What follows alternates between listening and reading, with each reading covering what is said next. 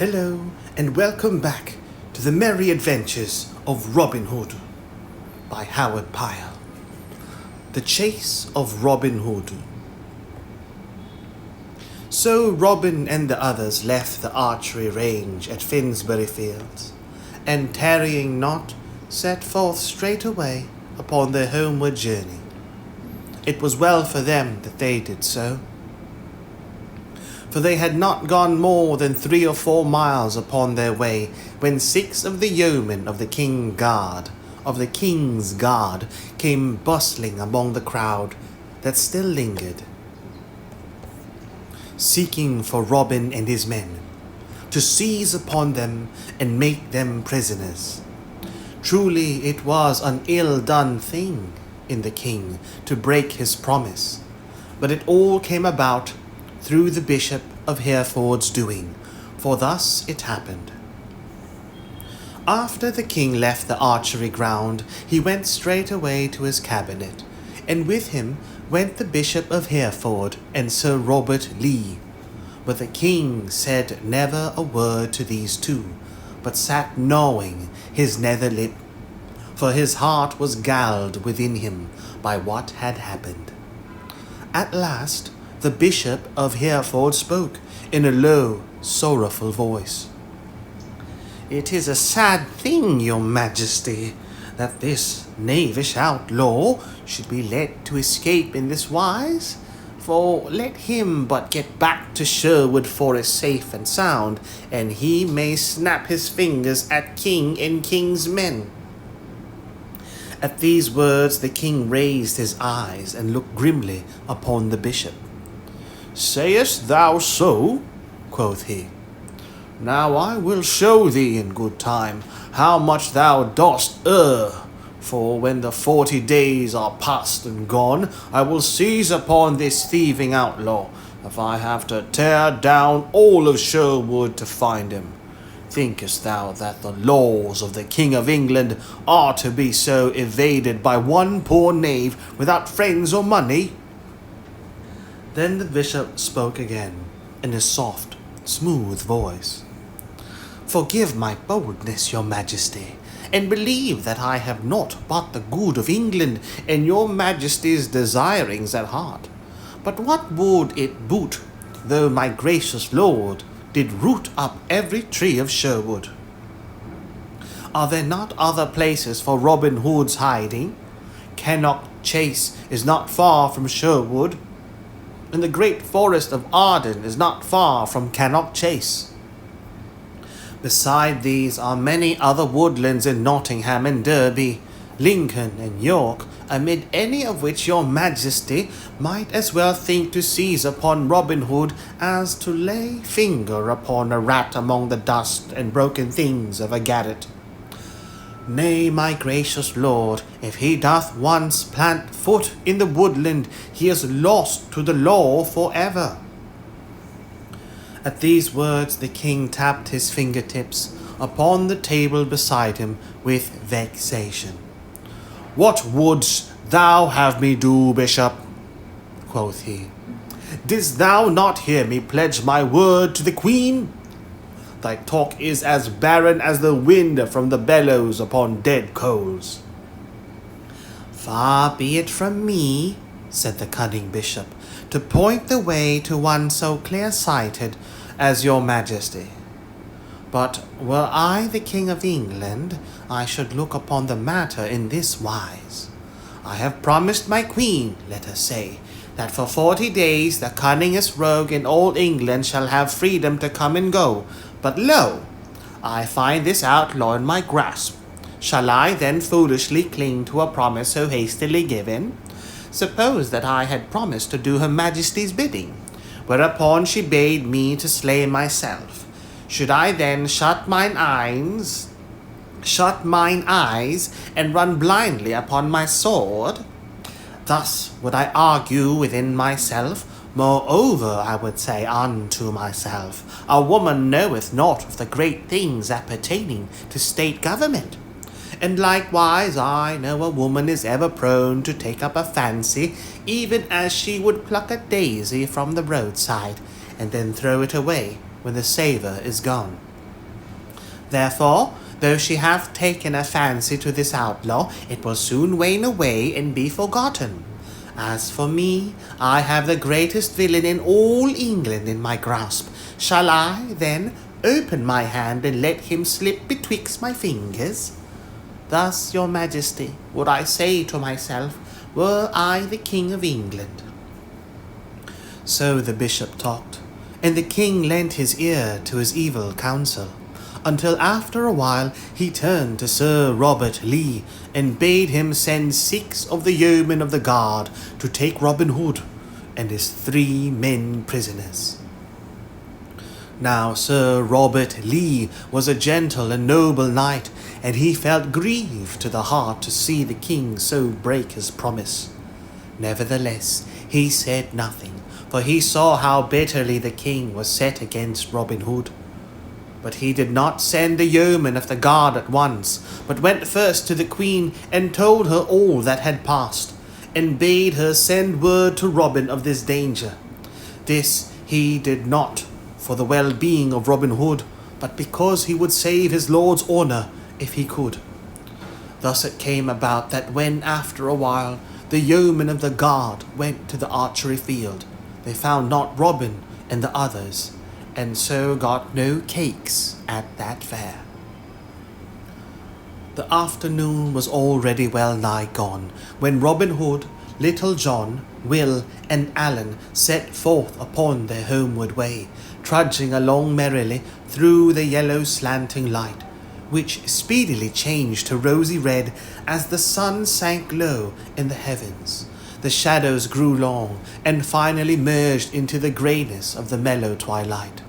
The dusty highway lay all white betwixt the dark hedgerows, and along it walked 4 fellows like 4 shadows, the pat of their feet sounding loud, and their voices as they talked ringing clear upon the silence of the air. The great round moon was floating breathlessly up in the eastern sky when they saw before them the twinkling lights of Barnet town, some 10 or 12 miles from London. Down they walked through the stony streets and past the cosy houses with overhanging gables, before the doors of which sat the burghers and craftsmen in the mellow moonlight, with their families about them, and so came at last on the other side of the hamlet to a little inn all shaded with roses and woodbines. Before this inn Robin Hood stopped, for the spot pleased him well.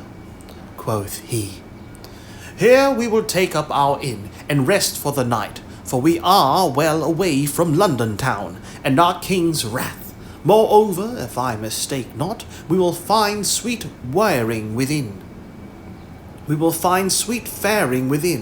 What say ye, lads?" "In sooth, good master," quoth Little John, "thy bidding and my doing ever fit together like cakes and ale. Let us in, I say so." Then up spake Will Scarlet, "I am ever ready to do what thou sayest, uncle, yet I could wish that we were further upon our way ere we rest for the night. Nevertheless, if thou thinkest best, let us in for the night, say I also." So in they went and called for the best that the place afforded. Then a right good feast was set before them, with 2 stout bottles of old sack to wash it down withal. These things were served by as plump and buxom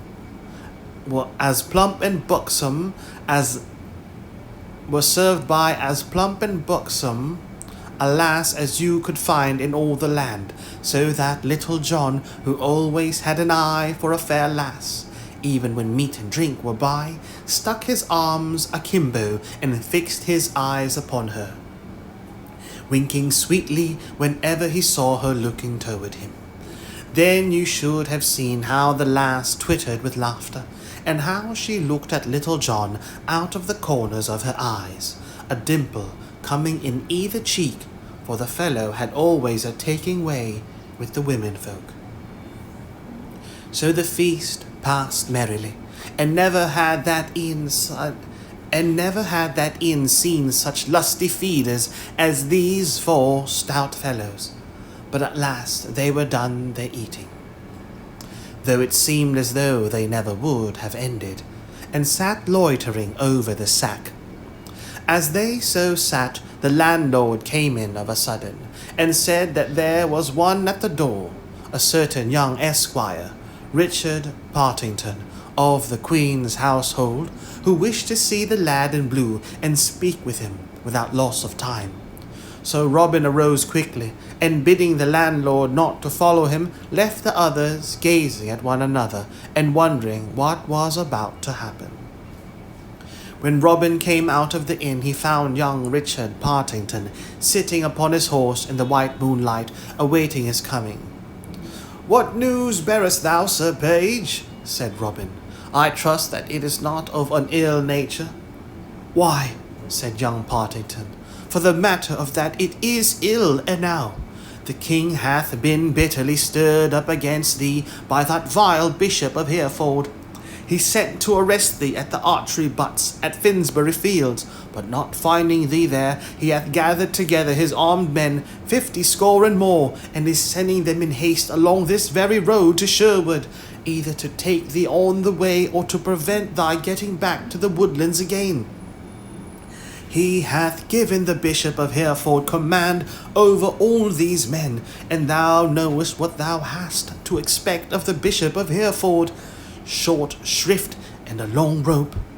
2 bands of horsemen are already upon the road, not far behind me, so thou hadst best get thee gone from this place straightway. For if thou tarriest longer, thou art like to sleep this night in a cold dungeon. This word the Queen hath bidden me bring to thee." "Now, Richard Partington," quoth Robin, "this is the 2nd time that thou hast saved my life, and if the proper time ever cometh, I will show thee that Robin Hood never forgets these things. As for that Bishop of Hereford, if I ever catch him nigh to Sherwood again, things will be like to go ill with him. Thou mayest tell the good Queen that I will leave this place without delay, and will let the landlord think that we are going to St. Albans. But when we are upon the high road again, I will go one way through the country, and will send my men the other, so that if one falleth into the king's hands, the others may haply escape. We will go by devious ways, and so, I hope, will reach Sherwood in safety. And now, Sir Page, I wish thee farewell." "Farewell, thou bold yeoman," said young Partington, "and mayest thou reach thy hiding in safety." So each shook the other's hand, and the lad, turning his horse's head, rode back toward London, while Robin entered the inn once more. There he found his yeomen sitting in silence, waiting his coming. Likewise the landlord was there, for he was curious to know what Master Partington had to do with the fellow in blue. "Up, my merry men," quoth Robin. "This is no place for us, for those are after us with whom we will stand but an ill chance, and we fall into their hands. So we will go forward once more, nor will we stop this night till we reach St. Albans." Hereupon, taking out his purse, he paid the landlord his score, and so they left the inn. When they had come to the high road without the town, Robin stopped and told them all that had passed between young Partington and himself, and how that the king's men were after them with hot heels. Then he told them that here they should part company, they 3 going to the eastward, and he to the westward, and so skirting the main high roads would come by devious paths to Sherwood. "So be ye willy," said Robin, "and keep well away from the northward roads till ye have gotten well to the eastward. And thou, Will Scarlet, take the lead of the others, for thou hast a cunning turn to thy wits." Then Robin kissed the 3 upon the cheeks, and they kissed him, and so they parted company. Not long after this, a score or more of the king's men came clattering up to the door of the inn at the Barnet town. Here they leaped from their horses and quickly surrounded the place, the leader of the band and 4 others entering the room where the yeomen had been. But they found that their birds had flown again, and that the king had been balked a 2nd time. "Methought that they were naughty fellows," said the host, when he heard whom the men-at-arms sought. "But I heard the blue-clad knave say that they would go straight forward to St. Albans. So, an ye hurry forward, ye may perchance catch them on the high road betwixt here and there. For this news the leader of the band thanked mine host right heartily, and calling his men together, mounted and set forth again, galloping forward to St. Albans upon a wild goose chase. After Little John and Will Scarlet and Alan a Dale had left the highway near Garnet, they travelled toward the eastward without stopping, as long as their legs could carry them, until they came to Chelmsford in Essex. Thence they turned northward, and came through Cambridge and Lincolnshire, to the good town of Gainsborough. Then, striking to the westward and the south, they came at last to the northern borders of Sherwood Forest, without in all that time having met so much as a single band of the king's men. 8 days they journeyed thus ere they reached the woodlands in safety, but when they got to the greenwood glade, they found that Robin had not yet returned. For Robin was not as lucky in getting back as his men had been, as you shall presently hear. After having left the great northern road, he turned his face to the westward, and so came past Aylesbury to fair Woodstock in Oxfordshire. Thence he turned his footsteps northward, travelling for a great distance by way of Warwick town, till he came to Dudley in Staffordshire. 7 days it took him to journey thus far, and then he thought he had gotten far enough to the north. So turning toward the eastward, shunning the main roads and choosing byways and grassy lanes, he went by way of Lichfield and Ashby de la Zouche toward Sherwood, until he came to a place called Stanton. And now Robin's heart began to laugh aloud, for he thought that his danger had gone by, and that his nostrils would soon snuff the spicy air of the woodlands once again. But there is many a slip betwixt the cup and the lip, and this Robin was to find, for thus it was. When the king's men found themselves foiled at St. Albans, and that Robin and his men were not to be found high nor low, they knew not what to do. Presently another band of horsemen came, and another, until all the moonlit streets were full of armed men. Betwixt midnight and dawn another band came to the town, and with them came the Bishop of Hereford. When he heard that Robin Hood had once more slipped out of the trap, he stayed not a minute, but gathering his bands together, he pushed forward to the northward with speed, leaving orders for all the troops that came to St. Albans to follow after him without tarrying. On the evening of the 4th day he reached Nottingham town, and there straightway divided his men into bands of 6 or 7, and sent them all through the countryside, blocking every highway and byway to the eastward, and the southward and the westward of Sherwood. The sheriff of Nottingham called forth all his men likewise, and joined with the bishop, for he saw that this was the best chance that had ever befallen of paying back his score in full to Robin Hood. Will Scarlet and Little John and Alan a Dale had just missed the king's men to the eastward, for the very next day after they had passed the line and entered Sherwood, the roads through which they had travelled were blocked, so that, had they tarried in their journeying, they would surely have fallen into the bishop's hands. But of all this Robin knew not a whit, so he whistled merrily as he trudged along the road beyond Stanton, with his heart as free from care as the yolk of an egg is from cobwebs. At last he came to where a little stream spread across the road in a shallow sheet, tinkling and sparkling as it fretted over its bed of golden gravel. Here Robin stopped, being athirst, and kneeling down, he made a cup of the palms of his hand, and began to drink. On either side of the road for a long distance stood tangled thickets of bushes and young trees, and it pleased Robin's heart to hear the little birds singing therein, for it made him think of Sherwood, and it seemed as though it had been a lifetime since he had breathed the air of the woodlands. But of a sudden, as he thus stooped, drinking, something hissed past his ear, and struck with a splash into the gravel and water beside him.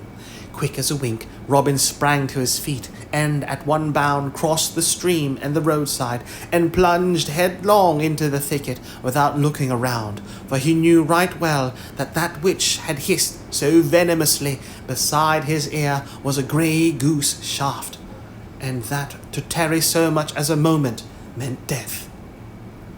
Even as he leaped into the thicket, 6 more arrows rattled among the branches after him, one of which pierced his doublet, and would have struck deeply into his side but for the tough coat of steel that he wore. Then up the road came riding some of the king's men at headlong speed. They leaped from their horses and plunged straight away into the thicket after Robin. But Robin knew the ground better than they did, so crawling here, stooping there, and anon running across some little open, he soon left them far behind, coming out at last upon another road about 800 paces distant from the one he had left. Here he stood for a moment, listening to the distant shouts of the 7 men as they beat up and down in the thickets like hounds that had lost the scent of the quarry. Then, buckling his belt more tightly around his waist, he ran fleetly down the road toward the eastward and Sherwood. But Robin had not gone more than 3 furlongs in that direction, when he came suddenly to the brow of a hill, and saw beneath him another band of the king's men seated in the shade along the roadside in the valley beneath. Then he paused not a moment, but seeing that they had not caught sight of him, he turned and ran back whence he had come, knowing that it was better to run the chance of escaping those fellows that were yet in the thickets than to rush into the arms of those in the valley. So back he ran with all speed, and had gotten safely past the thickets, when the 7 men came forth into the open road. They raised a great shout when they saw him, such as the hunter gives when the deer breaks cover, but Robin was then 1/4 of a mile and more away from them, coursing over the ground like a greyhound. He never slackened his pace, but ran along, mile after mile, till he had come nigh to Mackworth, over beyond the Derwent River, nigh to Derby town. Here, seeing that he was out of present danger, he slackened in his running, and at last sat him down beneath a hedge where the grass was the longest and the shade coolest, there to rest and catch his wind. "By my soul, Robin," quoth he to himself, "that was the narrowest miss that e'er thou hadst in all thy life. I do say most solemnly that the feather of that wicked shaft tickled mine ear as it whizzed past. This same running hath given me a most craving appetite for victuals and drink. Now I pray St. Dunstan that he send me speedily some meat and beer."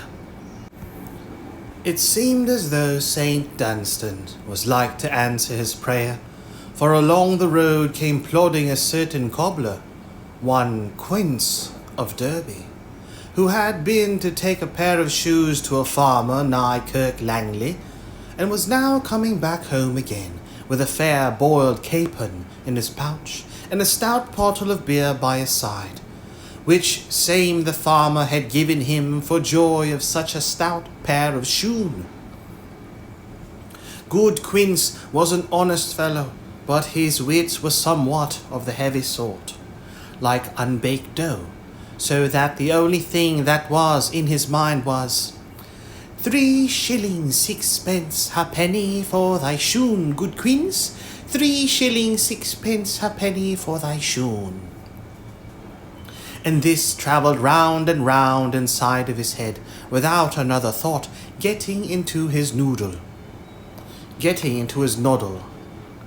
as a pea rolls round and round inside an empty quart pot. "Halloa, good friend," quoth Robin from beneath the hedge, when the other had gotten nigh enough. "Whither away so merrily this bright day?"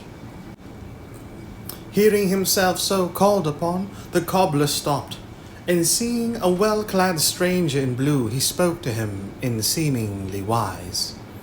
"Give ye good den, fair sir, and I would say that I come from Kirk Langley, where I ha' sold my shoon, and got 3 shillings 6 ha'penny for them in as sweet money as ever thou sawest, and honestly earned too, I would ha' thee know. But an I may be so bold, thou pretty fellow? What dost thou here? What dost thou there beneath the hedge? Marry, quoth merry Robin, I sit beneath the hedge here to drop salt on the tails of golden birds. But in sooth thou art the first chick of any worth I have seen this blessed day. At these words the cobbler's eyes opened big and wide, and his mouth grew round with wonder, like a knot-hole in a board fence. Slack-a-day, quoth he, look ye now, I ha' never seen those same golden birds, and dost thou in sooth find them in these hedges, good fellow? Prithee tell me, are there many of them? I would fain find them mine own self. Ay, truly, quoth Robin, they are as thick here as fresh herring in Cannock Chase. Look ye now, said the cobbler, all drowned in wonder, and dost thou in sooth catch them by dropping salt on their pretty tails? Yea, quoth Robin, but this salt is of an odd kind. Let me tell thee, for it can only be gotten by boiling down a quart of moonbeams in a wooden platter, and then one hath but a pinch. But tell me now, thou witty man, what hast thou gotten there in that pouch by thy side, and in that pottle? At these words the cobbler looked down at those things of which merry Robin spoke, for the thoughts of the golden bird had driven them from his mind, and it took him some time to scrape the memory of them back again. Why, said he at last, in the one is good March beer, and in the other is a fat capon. Truly, Quince the cobbler will ha a fine feast this day, and I mistake not. But tell me, good Quince, said Robin, hast thou a mind to sell those things to me? For the hearing of them sounds sweet in mine ears. I will give thee these gay clothes of blue that I have upon my body, and 10 shillings to boot for thy clothes and thy leather apron, and thy beer and thy capon. What sayest thou, bully boy? Nay, thou dost jest with me, said the cobbler, for my clothes are coarse and patched, and thine are of fine stuff and very pretty. Never a jest do I speak, quoth Robin. Come, strip thy jacket off, and I will show thee, for I tell thee I like thy clothes well. Moreover, I will be kind to thee, for I will feast straightway upon the good things thou hast with thee, and thou shalt be bidden to the eating. At these words he began slipping off his doublet, and the cobbler, seeing him so in earnest, began pulling off his clothes also, for Robin Hood's garb tickled his eye. So each put on the other fellow's clothes, and Robin gave the honest cobbler 10 bright new shillings. Quoth merry Robin, I have been a many things in my life before, but never have I been an honest cobbler. Come, friend, let us fall to and eat, for something within me cackles aloud for that good fat capon. So both sat down and began to feast right lustily, so that, when they were done, the bones of the capon were picked as bare as charity. Then Robin stretched his legs out with a sweet feel of comfort within him. Quoth he, By the turn of thy voice, good Quince, I know that thou hast a fair song or two running loose in thy head like colts in a meadow. I pry thee, turn one of them out for me. A song or two I ha, quoth the cobbler. Poor things, but such as they are, thou art welcome to one of them. So moistening his throat with a swallow of beer, he sang. Of all the joys the best I love, sing hey, my frisky nano, and that which most my soul doth move, it is the clinking can, oh, all other bliss I throw away, sing hey, my frisky nano. But this, the stout cobbler got no further in his song.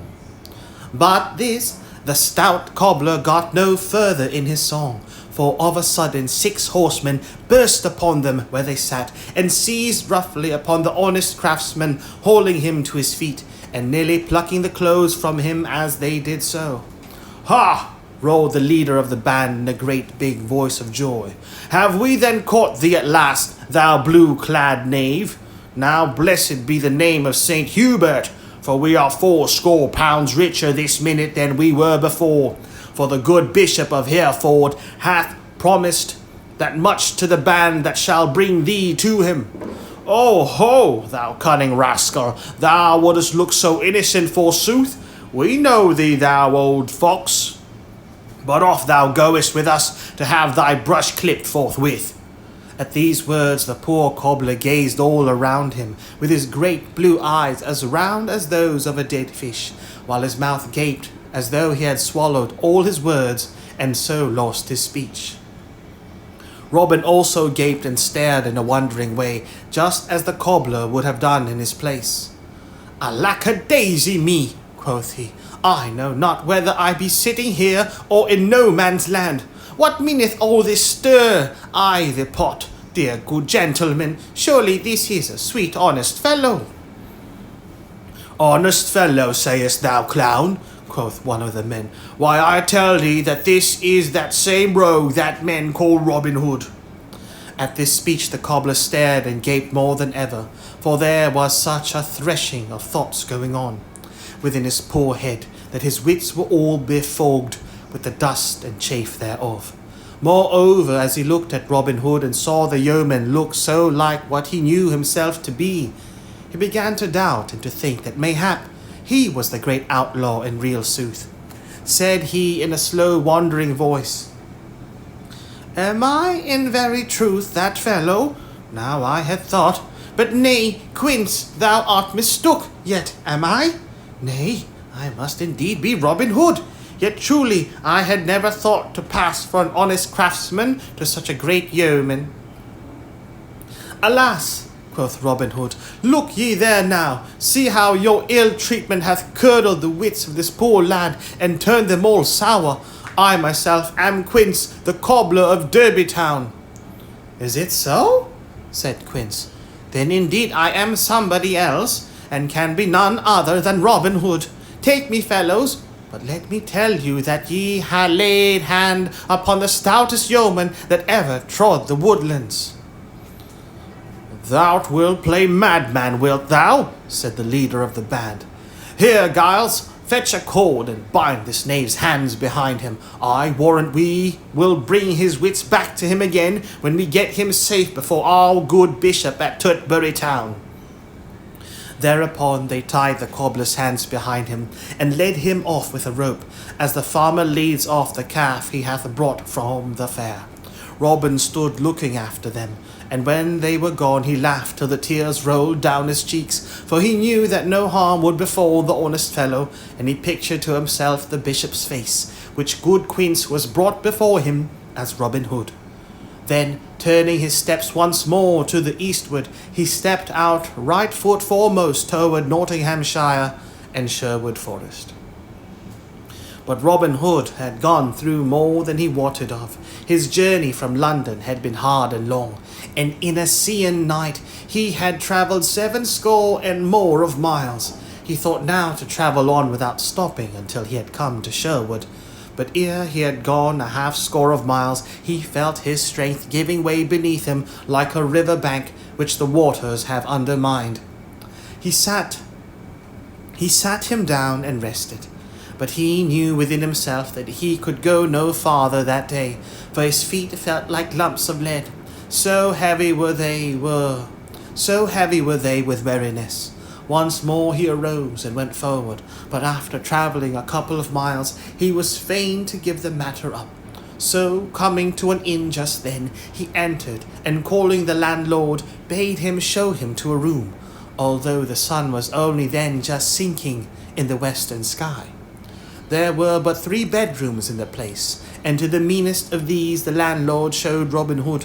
But little Robin cared for the looks of the place, for he could have slept that night upon a bed of broken stones. So, stripping off his clothes without more ado, he rolled into the bed, and was asleep almost ere his head touched the pillow.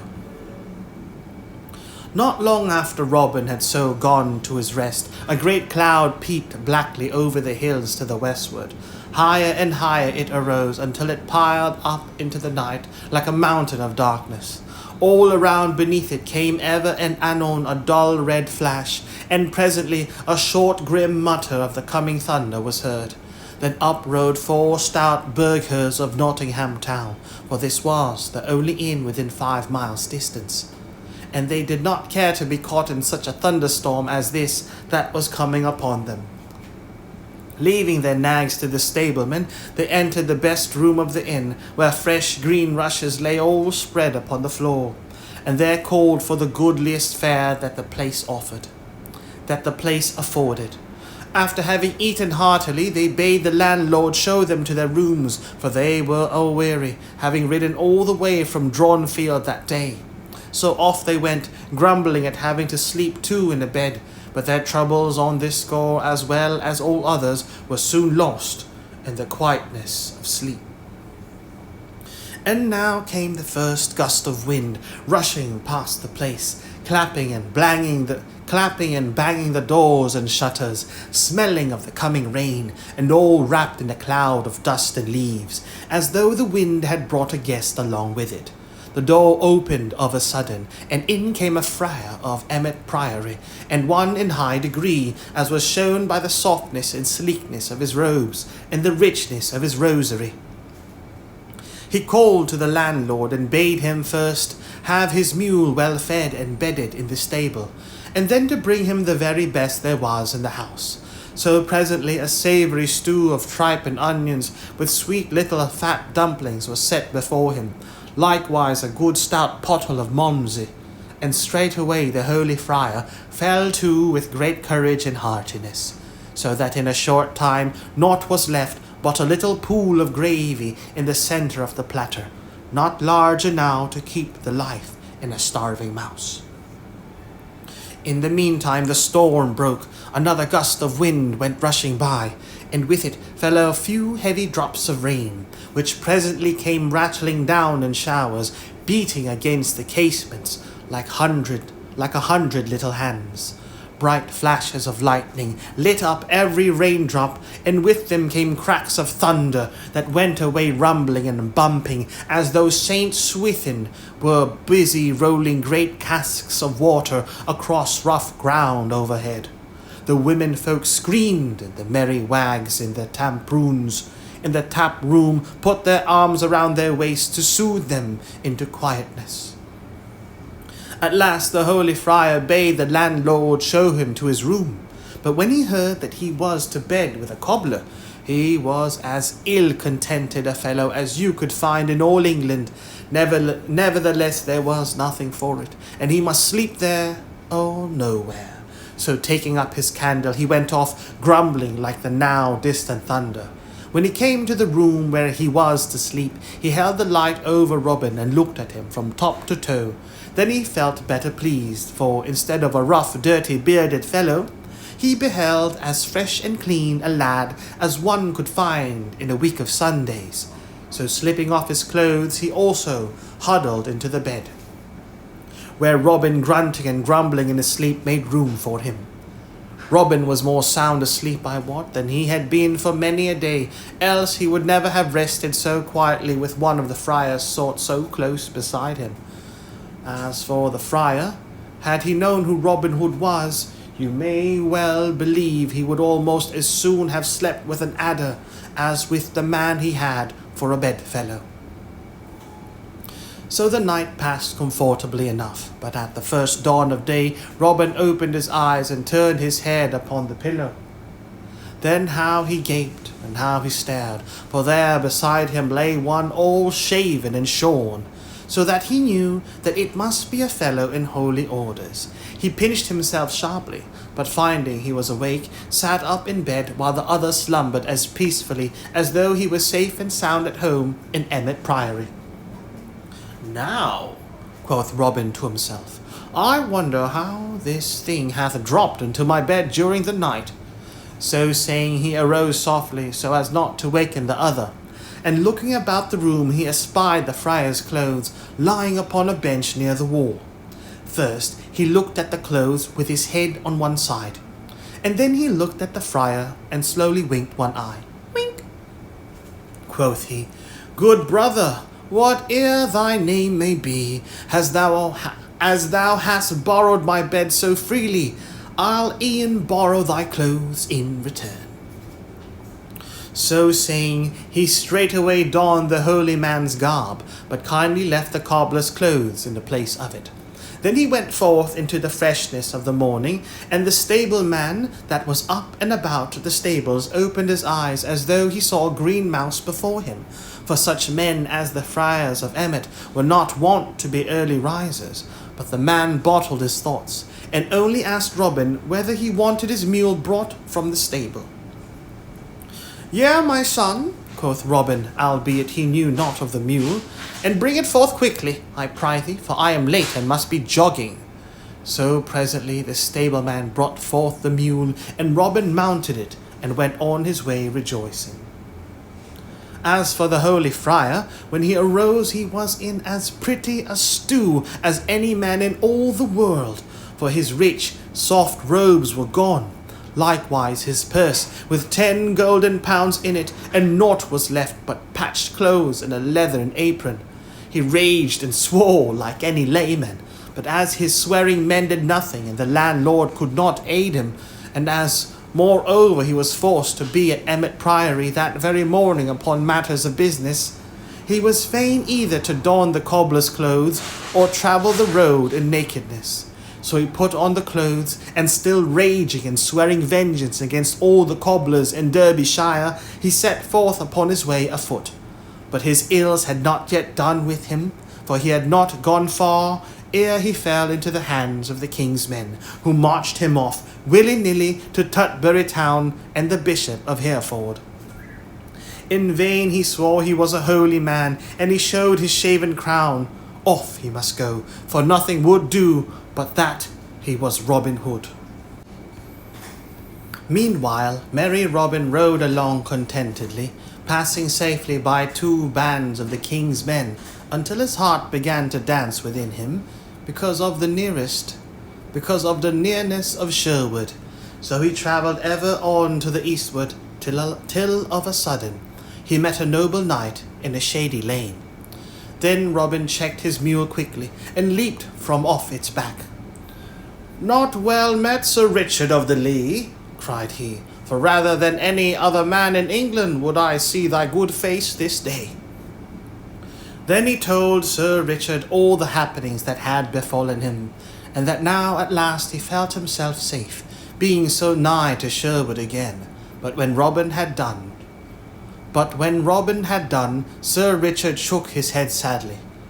"Thou art in greater danger now, Robin, than thou hast yet been," said he, "for before thee lies bands of the sheriff's men, blocking every road and letting none pass through the lines without examining them closely. I myself know this, having passed them but now.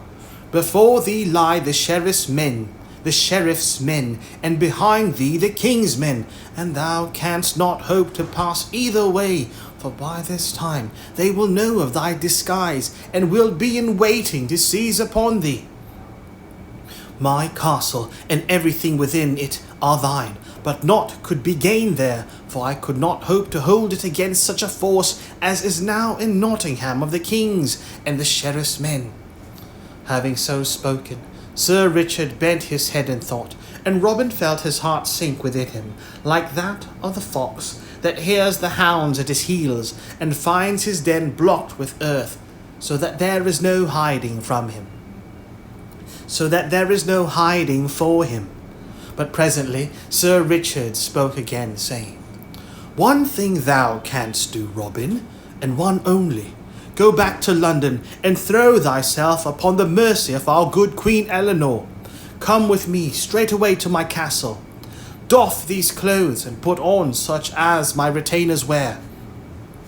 Then I will hie me to London town with a troop of men behind me, and thou shalt mingle with them, and thus will I bring thee to where thou mayest see and speak with the Queen. Thy only hope is to get to Sherwood, for there none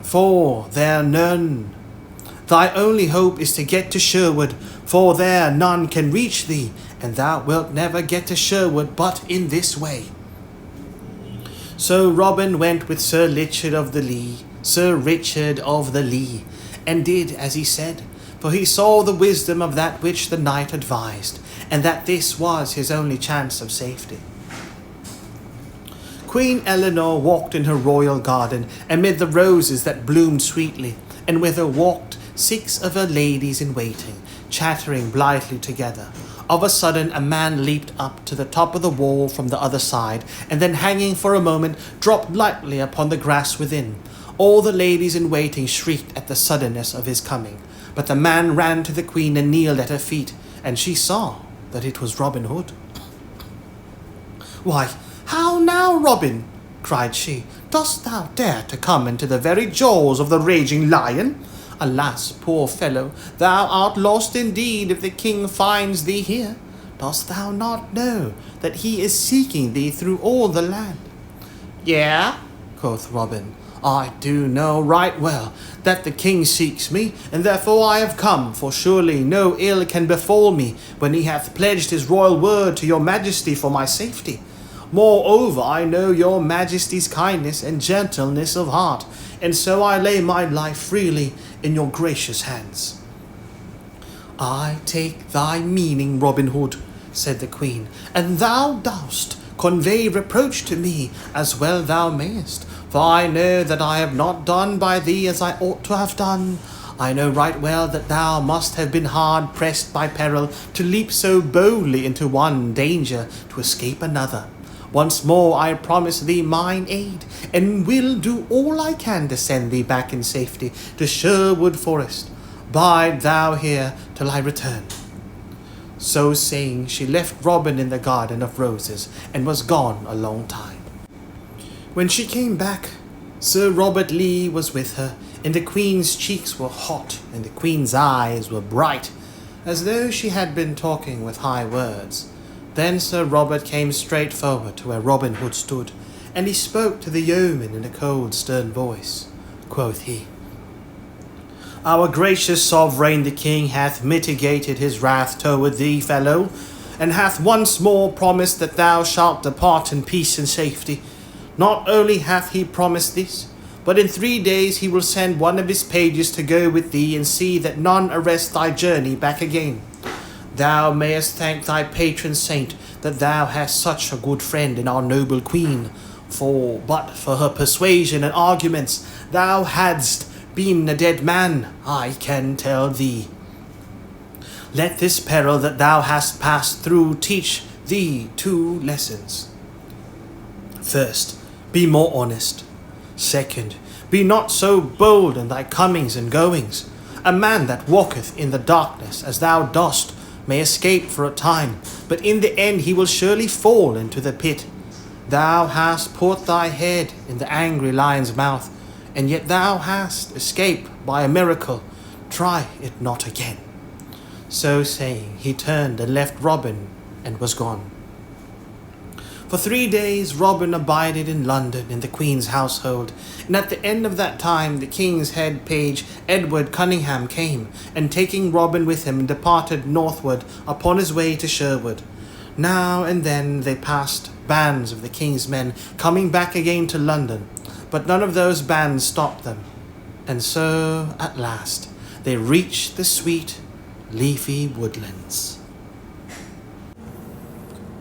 Robin Hood and Guy Gisbourne.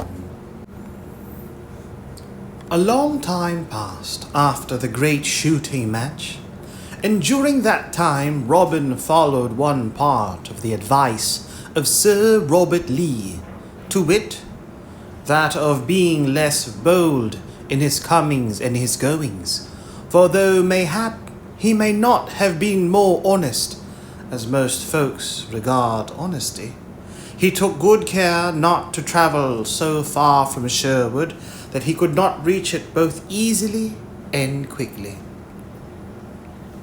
Great changes had fallen in this time, for King Henry had died, and King Richard had come to the crown that fitted him so well through many hard trials. and through adventures as stirring as any that ever befell Robin Hood. But though great changes came, they did not reach to Sherwood's shades. For there Robin Hood and his men dwelled as merrily as they had ever done, with hunting and feasting and singing and blithe woodland sports. For it was little the outside striving of the world troubled them. The dawning of a summer's day was fresh and bright, and the birds sang sweetly in a great tumult of sound. So loud was their singing that it awakened Robin Hood where he lay sleeping, so that he stirred and turned and arose. Up rose Little John also, and all the merry men. Then, after they had broken their fast, they set forth hither and thither upon the doings of the day. Robin Hood and Little John walked down a forest path where all around the leaves danced and twinkled as the breeze trembled through them and the sunlight came flickering down. Quoth Robin Hood, "I make my vow, Little John, my blood tickles. My blood tickles my veins as it flows through them this gay morn. What sayest thou to our seeking adventures, each one upon his own account?" "With all my heart," said Little John. "We have had more than one pleasant doing in that way, good master. Here are two paths. Take thou the one to the right hand, and I will take the one to the left, and then let us each walk straight ahead till he tumble into some merry doing or other." "I like thy plan," quoth Robin. "Therefore we will part here. But look thee, Little John, keep thyself out of mischief, for I would not have ill befall thee for all the world." "Marry, come up," quoth Little John. "How thou talkest! Methinks thou art wont to get thyself into tighter coils than I am like to do." At this, Robin Hood laughed. "Why, in sooth, Little John," said he, "thou hast a blundering, hard-headed way that seemeth to bring thee right side uppermost in all thy troubles. But let us see who cometh out best this day." So saying, he clapped his palm to Little John's, and each departed upon his way, the trees quickly shutting the one from the other's sight. Robin Hood strolled onward till he came to where a broad woodland road stretched before him. Overhead the branches of the trees laced together in flickering foliage, all golden where it grew thin to the sunlight. Beneath his feet the ground was soft and moist from the sheltering shade. Here in this pleasant spot the sharpest adventure that ever befell Robin Hood came upon him. For as he walked down the woodland path, thinking of naught but the songs of the birds, he came of a sudden to where a man was seated upon the mossy roots beneath the shade of a broad spreading oak tree. Robin Hood saw that the stranger had not caught sight of him, so he stopped and stood quite still, looking at the other a long time before he came forward. And the stranger, I wot, was well worth looking at, for never had Robin seen a figure like that sitting beneath the tree. From his head to his feet he was clad in a horse's hide, dressed with the hair upon it. Upon his head was a cowl that hid his face from sight, and which was made up of the horse's skin, and ears whereof stuck up like those of a rabbit. His body was clad in a jacket made of the hide, and his legs were covered with the hairy skin likewise. By his side was a heavy broadsword, and a sharp, double-edged dagger. A quiver of smooth round arrows hung across his shoulder, and a stout bow of yew leaned against the tree beside him. "Halloa, friend!" cried Robin, coming forward at last. "Who art thou that sittest there? And what is that thou hast upon thy body? I make my vow, I had never seen such a sight in all my life before. Had I done an evil thing, or did my conscience trouble me, I would be afraid of thee, thinking that thou wast someone from down below, bringing a message bidding me come straight away to King Nicholas." To this speech the other answered not a word, but he pushed the cowl back from his head and showed a knit brow, a hooked nose, and a pair of fierce, restless black eyes, which all together made Robin think of a hawk as he looked on his face. But beside this there was something about the lines on the stranger's face, and his thin, cruel mouth, and the hard glare of his eyes, that made one's flesh creep to look upon. "Who art thou, rascal?" said he at last, in a loud, harsh voice. "Tut, tut," quoth merry Robin, "speak not so sourly, brother. Hast thou fed upon vinegar and nettles this morning that thy speech is so stinging?" "And thou likest not my words?" said the other fiercely.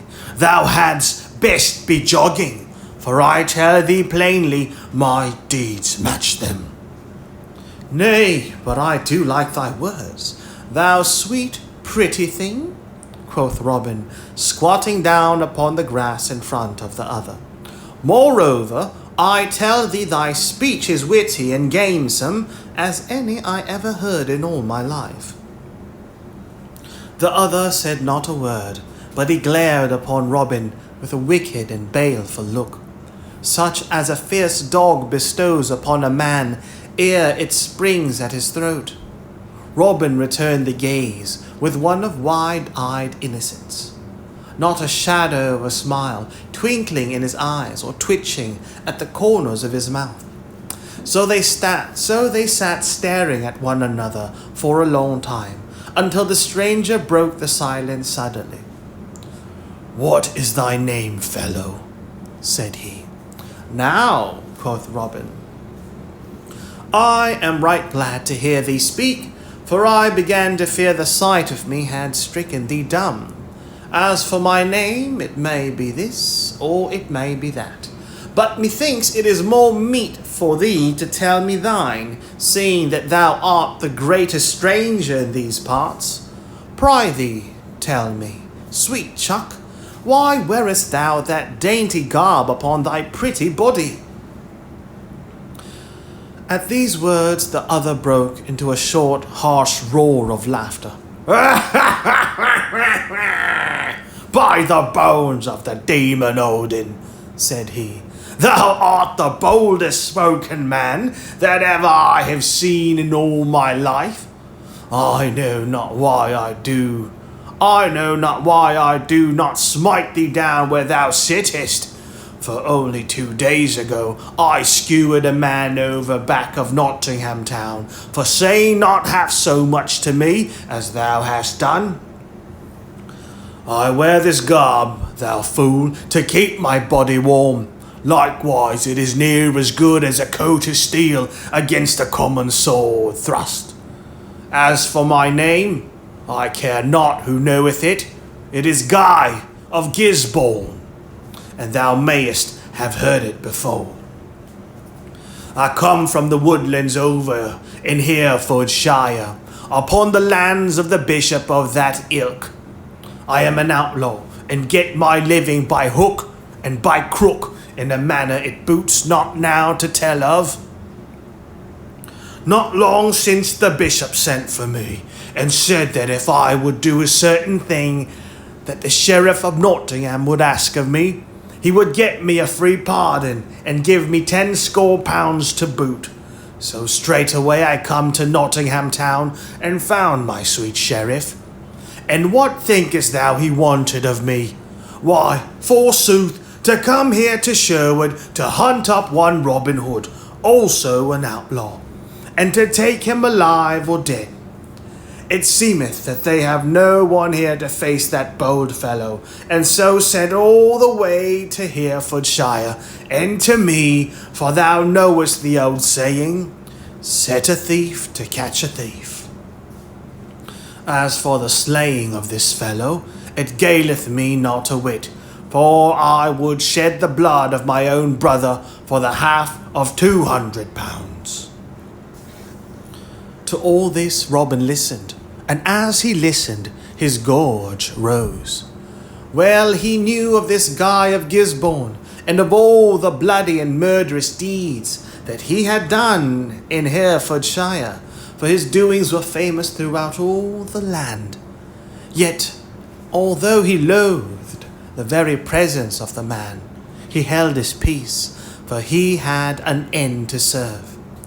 Truly, quoth he, I have heard of thy gentle doings. Methinks there is no one in all the world that Robin Hood would rather meet than thee.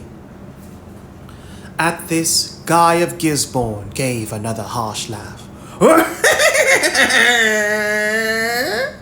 Why, quoth he, it is a merry thing to think of one stout outlaw like Robin Hood meeting another stout outlaw like Guy of Gisbourne. Only in this case it will be an ill happening for Robin Hood, for the day he meets Guy of Gisbourne, he shall die. But thou gentle merry spirit, quoth Robin, dost thou not think that mayhap this same Robin Hood may be the better man of the two? I know him right well, and many think that he is one of the stoutest men hereabouts. He may be the stoutest of men hereabouts, quoth Guy of Gisbourne. Yet I tell thee, fellow, this sty of yours is not the wide world. I lay my life upon it. I am the better man of the two. He an outlaw forsooth! Why, I hear that he hath never let blood in all his life, saving when he first came to the forest. Some call him a great archer. Marry, I would not be afraid to stand against him all the days of the year with a bow in my hand. Why, truly, some folk do call him a great archer, said Robin. But we of Nottinghamshire are famous hands with the longbow. Even I, though but a simple hand at the craft, would not fear to try a bout with thee. At these words, Guy of Gisbourne looked upon Robin with wondering eyes, and then gave another roar of laughter till the woods rang. Now, quoth he, thou art a bold fellow to talk to me in this way. I like thy spirit in so speaking up to me, for few men have dared to do so. Put up a garland, lad, and I will try a bout with thee. Tut, tut, quoth Robin, only babes shoot at garlands hereabouts. I will put up a good Nottingham mark for thee. So saying, he arose, and going to a hazel thicket not far off, he cut a wand about twice the thickness of a man's thumb. From this he peeled the bark, and sharpening the point, stuck it up to the ground in front of a great oak tree. Thence he measured off 80 paces, which brought him beside the tree where the other sat. There, quoth he, is the kind of mark that Nottingham yeomen shoot at. Now let me see thee split that wand if thou art an archer. Then Guy of Gisbourne arose. Now out upon it, cried he. The devil himself could not hit such a mark as that. Mayhap he could, and mayhap he could not, quoth merry Robin. But that we shall never know till thou hast shot thereat. At these words, Guy of Gisbourne looked upon Robin with knit brows, but, As the yeoman still looked innocent of any ill meaning, he bottled his words and strung his bow in silence. Twice he shot, but neither time did he hit the wand, missing it the first time by a span, and the second time by a good palm's breadth. Robin laughed and laughed. I see now, quoth he, that the devil himself could not hit that mark. Good fellow, if thou art no better with the broadsword than thou art with the bow and arrow, thou wilt never overcome Robin Hood. At these words, Guy of Gisbourne glared savagely upon Robin. Quoth he, Thou hast a merry tongue, thou villain, but take care that thou makest not too free with it, or I may cut it out from thy throat for thee. Robin Hood strung his bow and took his place with never a word, albeit his heartstrings quivered with anger and loathing.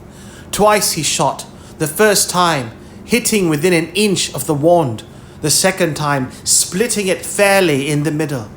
Then, without giving the other a chance for speech, he flung his bow upon the ground. There, thou bloody villain, cried he fiercely, let that show thee how little thou knowest of manly sports. And now look thy last upon the daylight, for the good earth hath been befouled long enough by thee, thou vile beast. This day, our Lady willing, thou diest. I am Robin Hood. So saying, he flashed forth his bright sword in the sunlight. For a time, Guy of Gisbourne stared upon Robin as though bereft of wits, but his wonder quickly passed to a wild rage. Art thou indeed Robin Hood? Cried he. Now I am glad to meet thee, thou poor wretch. Shrive thyself, for thou wilt have no time for shriving when I am done with thee. Shing! So saying, he also drew his sword. And now came the fiercest fight that ever Sherwood saw, for each man knew that either he or the other must die, and that no mercy was to be had in this battle. Up and down they fought, cling, ding, ding, till all the sweet green grass was crushed and ground beneath the trampling of their heels. More than once the point of Robin's sword felt the softness of flesh.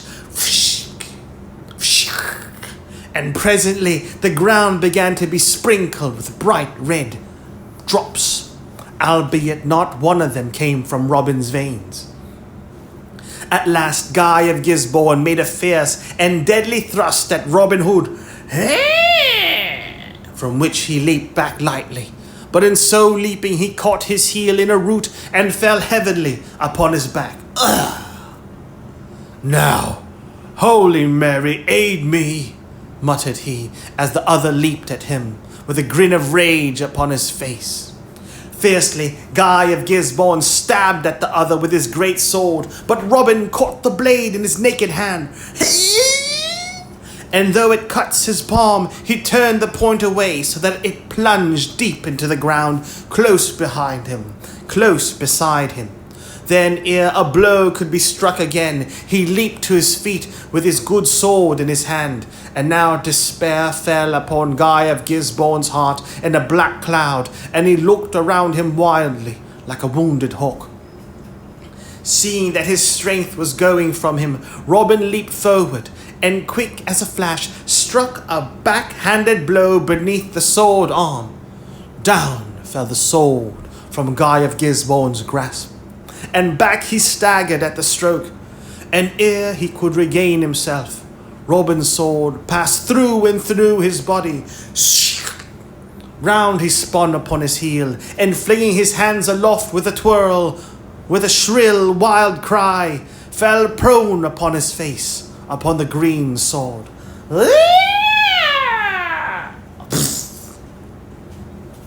Then Robin Hood wiped his sword and thrust it back into the scabbard.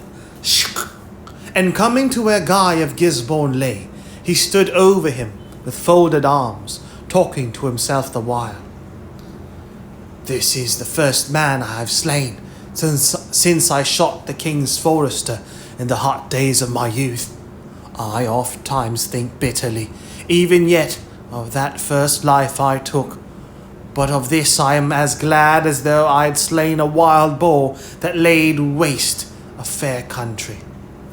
Since the sheriff of Nottingham hath sent such a one as this against me, I will put on the fellow's garb and go forth to see whether I may not find his worship, and perchance pay him back some of the debt I owe him upon this score." So saying, Robin Hood stripped the hairy garments from off the dead man and put them on himself, all bloody as they were. Then, strapping the other's sword and dagger around his body and carrying his own in his hand, together with the 2 bows of yew, he drew the cowl of horse's hide over his face, so that none could tell who he was, and set forth from the forest, turning his steps toward the eastward and Nottingham town. As he strode along the country roads, men, women, and children hid away from him, for the terror of Guy of Gisbourne's name and of his doings had spread far and near. And now, let us see what befell Little John while these things were happening. Little John walked on his way through the forest paths, until he had come to the outskirts of the woodlands, where here and there fields of barley, corn, or green meadowlands lay smiling in the sun. So he came to the high road, and to where a little thatched cottage stood back of a cluster of twisted crab trees with flowers in front of it. Here he stopped all of a sudden, for he thought that he heard the sound of someone in sorrow. He listened and found that it came from the cottage. So, turning his footsteps thither, he pushed open the wicket and entered the place. Here he saw a grey-haired dame sitting beside a cold hearthstone, rocking herself to and fro and weeping bitterly. "Oh, Lord!" Now Little John had a tender heart for the sorrows of other folk. So coming to the old woman and patting her kindly upon the shoulder, he spoke comforting words to her, bidding her cheer up and tell him her troubles, for that mayhap he might do something to ease them. At all this the good dame shook her head. "No, no, no." But all the same his kind words did soothe her somewhat. So after a while she told him all that bore upon her mind. "You see, kind sir," that morning she had 3 as fair, tall sons beside her as one could find in all Nottinghamshire, but that they were now taken from her, and were like to be hanged straightway. That, want having come upon them, her eldest boy had gone out the night before into the forest, and had slain a hind in the moonlight. That the king's rangers had followed the blood upon the grass until they had come to her cottage, and had there found the deer's meat in the cupboard. That, as neither of the younger sons would betray the brother, the foresters had taken all 3 away, in spite of the oldest saying that he alone had slain the deer. That, as they went, she had heard the rangers talking among themselves, saying that the sheriff had sworn that he would put a check upon the great slaughter of deer that had been going on of late by hanging the very first rogue caught thereat upon the nearest tree, and that they would take the 3 youths to the King's Head Inn, near Nottingham town, where the sheriff was abiding that day, there to await the return of a certain fellow he had sent into Sherwood to seek for Robin Hood. To all this Little John listened, shaking his head sadly, now and then. "Alas," quoth he, when the good dame had finished her speech, "this is indeed an ill case. But who is this that goeth into Sherwood after Robin Hood, and why doth he go to seek him? But no matter for that now, only that I would that Robin Hood were here to advise us. Nevertheless, no time may be lost in sending for him at this hour, if we would save the lives of thy 3 sons. Tell me, hast thou any clothes hereabouts that I may put on in place of these of Lincoln Green? Marry, if our stout sheriff catcheth me without disguise, I am like to be run up more quickly than thy sons. Let me tell thee, dame." Then the old woman told him that she had in the house some of the clothes of her good husband, who had died only 2 years before. These she brought to Little John, who, doffing his garb of Lincoln Green, put them on in its stead. Then, making a wig and false beard of uncarded wool, he covered his own brown hair and beard, and putting on a great tall hat that had belonged to the old peasant,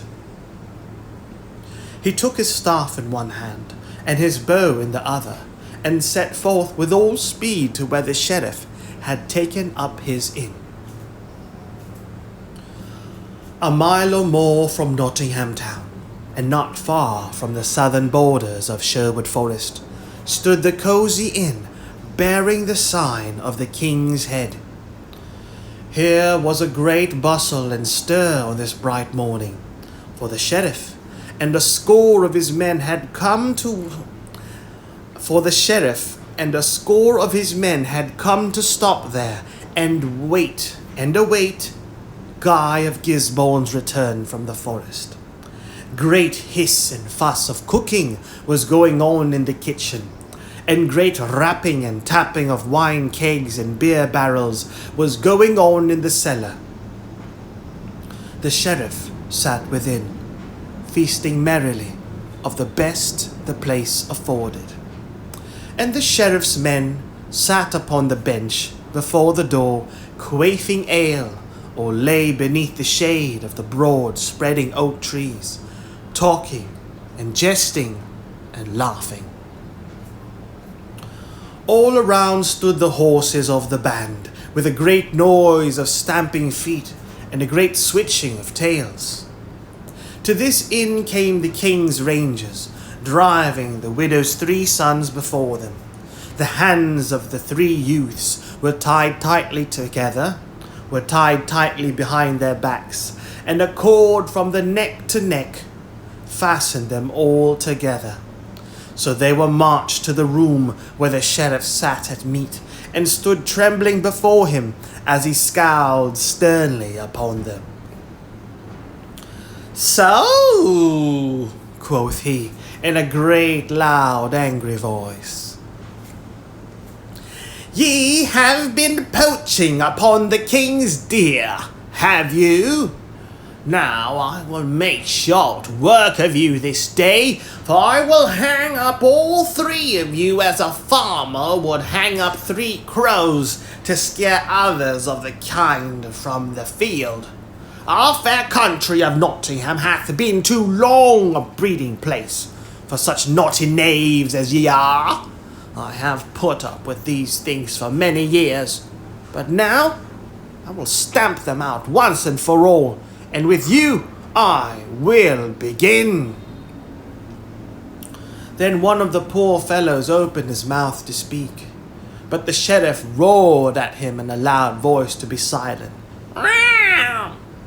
and bade the rangers to take them away till he had done his eating and could attend to the matters concerning them. So the 3 poor youths were marched outside, where they stood with bowed heads and despairing hearts, till after a while the sheriff came forth. Then he called his men about him, and quoth he, These 3 villains shall be hanged straightway, but not here, lest they breed ill luck to this goodly inn. We will take them over yonder to that belt of woodlands, for I would fain hang them upon the very trees of Sherwood itself, to show these vile outlaws therein what they may expect of me if I ever have the good luck to lay hands upon them.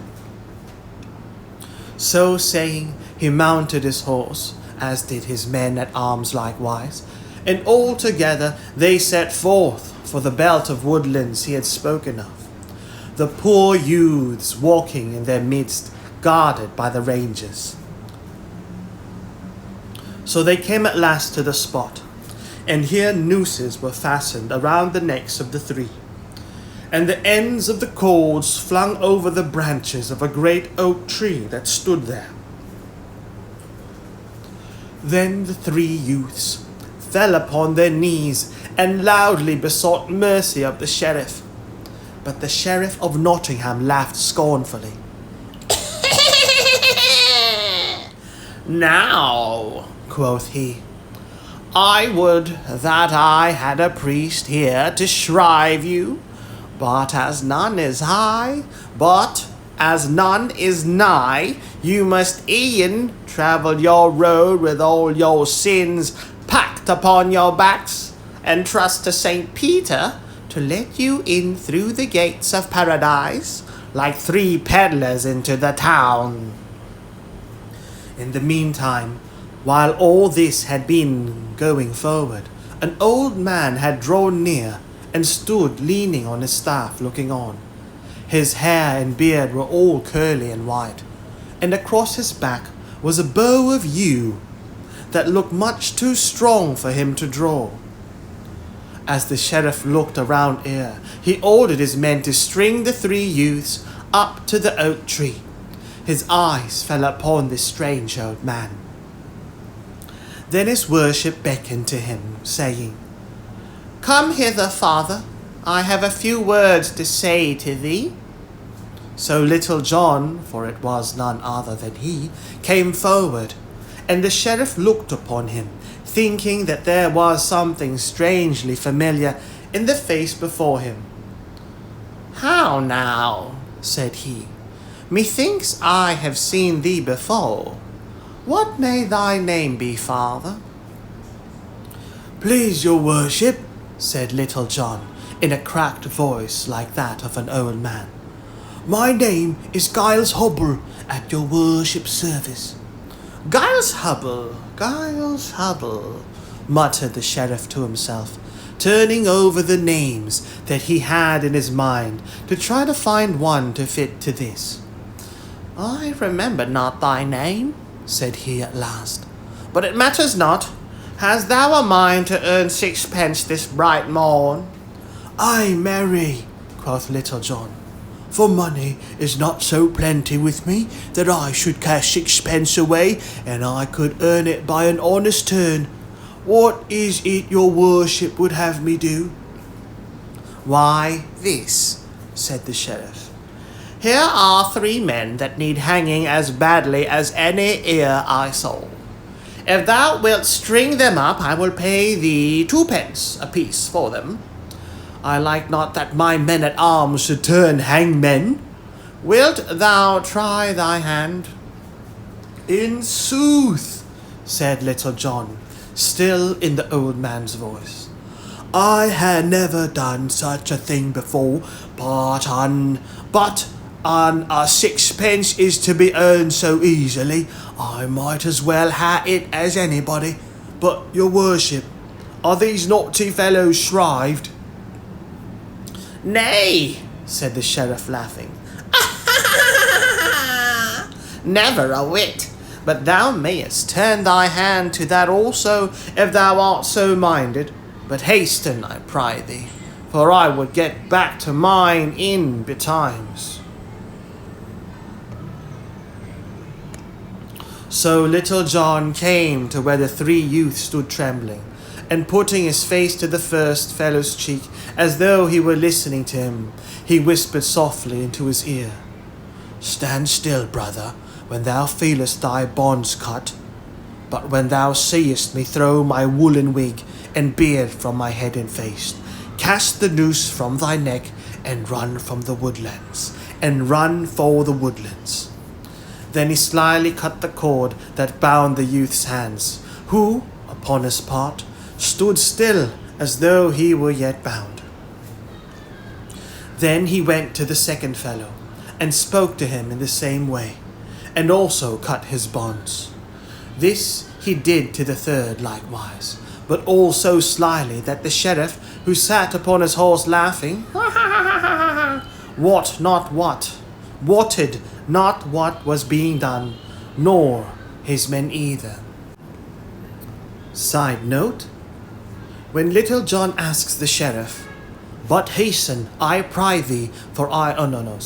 When Little John asks the sheriff, "But your worship, are these naughty fellows shrived?" it means, have they been asked for penance, confess their sins before they died, or what have you. Anyway, moving along. Then Little John turned to the sheriff. "Please, your worship," said he, "will you give me leave to string my bow? For I would fain help these fellows along the way when they are swinging with an arrow beneath the ribs." "With all my heart," said the sheriff. "Only, as I said before, make thou haste in thy doings." Little John put the tip of his bow to his instep, and strung the weapon so deftly that all wondered to see an old man so strong. Next, he drew a good, smooth arrow from his quiver, and fitted it to the string. Then, looking all around to see that the way was clear behind him, he suddenly cast away the wool from his head and face, shouting in a mighty voice, "Run!" Quick as a flash, the three youths flung the nooses from their necks and sped across the open to the woodlands as the arrow speeds from the bow. Little John also flew toward the covert like a greyhound, while the sheriff and his men gazed after him, all bewildered with the sudden doing. But ere the yeoman had gone far, the sheriff roused himself. "After him!" he roared in a mighty voice, for he knew now who it was with whom he had been talking, and wondered that he had not known him before. Little John heard the sheriff's words, and seeing that he could not hope to reach the woodlands before they would be upon him, he stopped and turned suddenly, holding his bow as though he were about to shoot. "Stand back!" cried he fiercely. "The first man that cometh a foot forward, or toucheth finger to bowstring, dieth!" At these words the sheriff's men stood as still as stocks, for they knew right well that Little John would be as good as his word, and that to disobey him meant death. In vain the sheriff roared at them, calling them cowards, and urging them forward in a body. They would not budge an inch, but stood and watched Little John as he moved slowly away toward the forest, keeping his gaze fixed upon them. But when the sheriff saw his enemy thus slipping betwixt his fingers, he grew mad with rage, so that his head swam, and he knew not what he did. Then of a sudden he turned his horse's head, and plunging his spurs into its sides, he gave a great shout, and rising in his stirrups, came down upon Little John like the wind. Then Little John raised his deadly bow, and drew the grey goose feather to his cheek. But alas for him, for ere he could loose the shaft, the good bow that had served him so long split in his hands, and the arrow fell harmless at his feet. Seeing what had happened, the sheriff's men raised a shout, "Roar!" and following their master came rushing down upon Little John. But the sheriff was ahead of the others, and so caught up with the yeoman before he reached the shelter of the woodlands. Then, leaning forward, he struck a mighty blow. Little John ducked, and the sheriff's sword turned in his hand, but the flat of the blade struck the other upon the head and smote him down, stunned and senseless. "Now I am right glad," said the sheriff, when the men came up and found that Little John was not dead, "that I have not slain this man in my haste.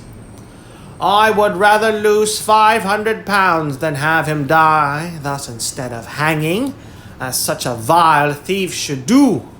Go get some water from yonder fountain, William, and pour it over his head."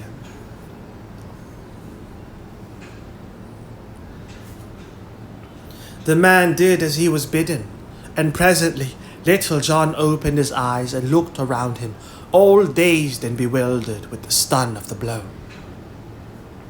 Then they tied his hands behind him, and lifting him up, set him upon the back of one of the horses, with his face to its tail, and his feet strapped beneath its belly. So they took him back to the King's Head Inn, laughing and rejoicing as they went along.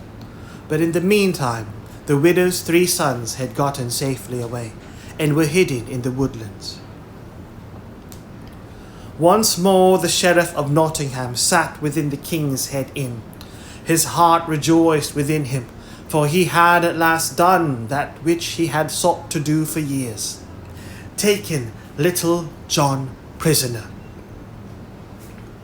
Quoth he to himself, "This time tomorrow the rogue shall hang upon the gallows tree in front of the great gate of Nottingham town, and thus shall I make my long score with him even." So saying, he took a deep draught of canary, but it seemed as if the sheriff had swallowed a thought with his wine, for he shook his head and put the cup down hastily. "Now," he muttered to himself, "I would not for 1,000 pounds have this fellow slip through my fingers. Yet, should his master escape that foul Guy of Gisbourne, there is no knowing what he may do, for he is the cunningest knave in all the world, this same Robin Hood. Belike, I had better not wait until tomorrow to hang the fellow." So saying, he pushed his chair back hastily, and going forth from the inn, called his men together. Quoth he, "I will wait no longer for the hanging of this rogue, but it shall be done forthwith, and that from the very tree whence he saved those 3 young villains by stepping betwixt them and the law. So get ye ready straight away." Then once more they sat Little John upon the horse, with his face to the tail, and so one leading the horse, with his face to the tail, and so one leading the horse whereon he sat, and the others riding around him. They went forward to that tree from the branches of which they had thought to hang the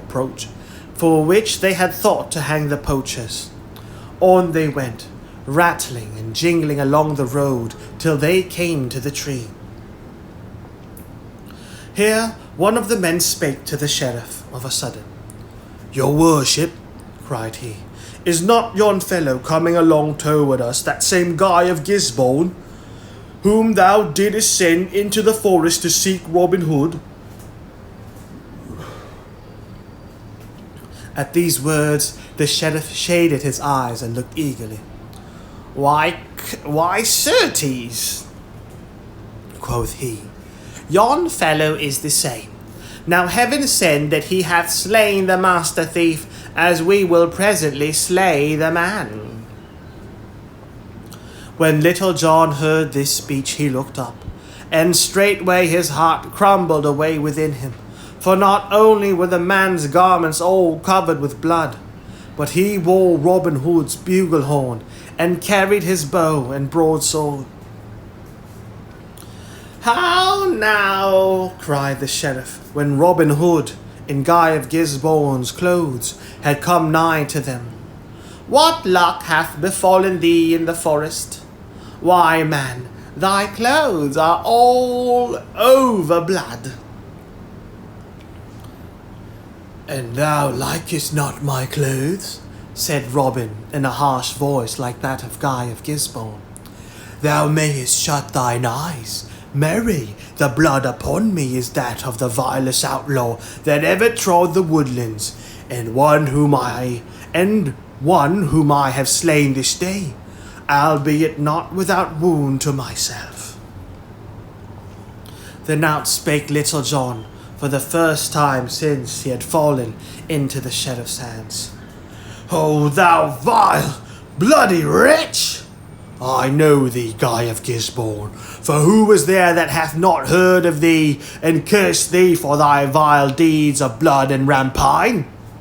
Is it by such a hand as thine that the gentlest heart that ever beat is still in death? Truly thou art a fit tool for this coward sheriff of Nottingham. Now I die joyfully, nor do I care how I die, for life is naught to me. So spake Little John, the salt tears rolling down his brown cheeks. But the sheriff of Nottingham clapped his hands for joy. Now, Guy of Gisbourne, cried he, if what thou tellest me is true, it will be the best day's doings for thee that ever thou hast done in all thy life. What I have told thee is sooth, and I lie not, said Robin, still in Guy of Gisbourne's voice. Look, is not this Robin Hood's sword, and is not this his good bow of yew, and is not this his bugle horn? Thinkest thou he would have given them to Guy of Gisbourne of his own free will? Then the sheriff laughed aloud for joy. This is a good day, cried he. The great outlaw dead, and his right-hand man in my hands. Ask what thou wilt of me, Guy of Gisbourne, and it is thine. Then this I ask of thee, said Robin. As I have slain the master, I would now kill the man. Give this fellow's life into my hands, Sir Sheriff. Now thou art a fool, cried the sheriff. Thou mightest have had money enough for a night's ransom if thou hadst asked for it. I like ill to let this fellow pass from my hands, but as I have promised, thou shalt have him. I thank thee right heartily for thy gift, cried Robin. Take the rogue down from the horse, men, and lean him against yonder tree, while I show you how we stick a poker whence I come. At these words some of the sheriff's men shook their heads, for though they cared not a whit whether Little John were hanged or not, they hated to see him butchered in cold blood. But the sheriff called to them in a loud voice, ordering them to take the yeoman down from the horse, and lean him against the tree as the other bade. While they were doing this, Robin strung both his bow and that of Guy of Gisbourne, albeit none of them took notice of his doing so.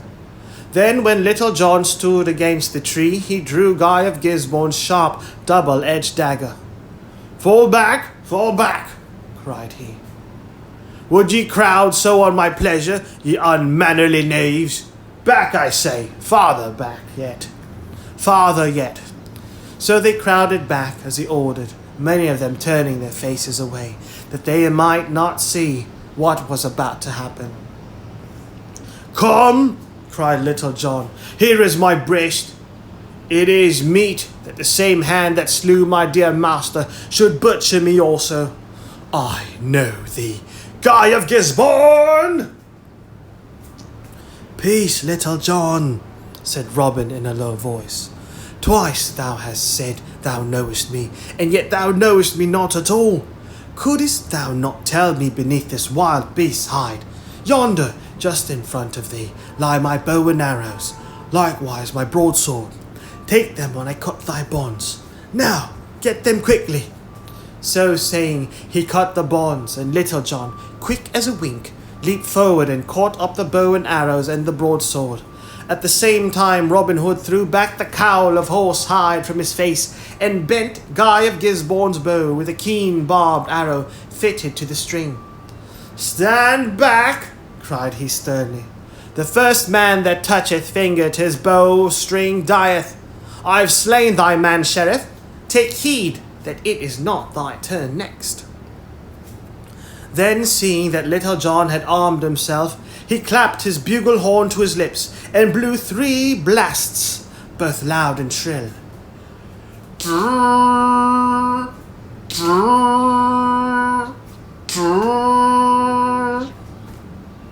Now, when the Sheriff of Nottingham saw whose face it was beneath Guy of Gisbourne's hood, and when he heard those bugle notes ring in his ear, he felt as if his hour had come. "Robin Hood!" roared he, and without another word, he wheeled his horse in the road and went off in a cloud of dust. The sheriff's men, seeing their master thus fleeing for his life, thought that it was not their business to tarry longer. So, clapping spurs to their horse, "Hurrah!" they also dashed away after him. But though the Sheriff of Nottingham went fast, he could not outstrip a cloth-yard arrow. Little John twanged his bowstring with a shout, and when the sheriff dashed in through the gates of Nottingham town at full speed, a grey goose shaft stuck out behind him like a molting sparrow with one feather in its tail. For a month afterward the poor sheriff could sit upon naught but the softest cushions that could be gotten for him. Thus the sheriff and a score of men ran away from Robin Hood and Little John, so that when Will Stutely and a dozen or more of stout yeomen burst from out of the covert, they saw naught of their master's enemies, for the sheriff and his men were scurrying away in the distance, hidden within a cloud of dust, like a little thunderstorm. Then they all went back into the forest once more, where they found the widow's 3 sons, who ran to Little John and kissed his hands. But it would not do for them to roam the forest at large any more, so they promised that, after they had gone and told their mother of their escape, they would come that night to the greenwood tree, and thenceforth become men of the band.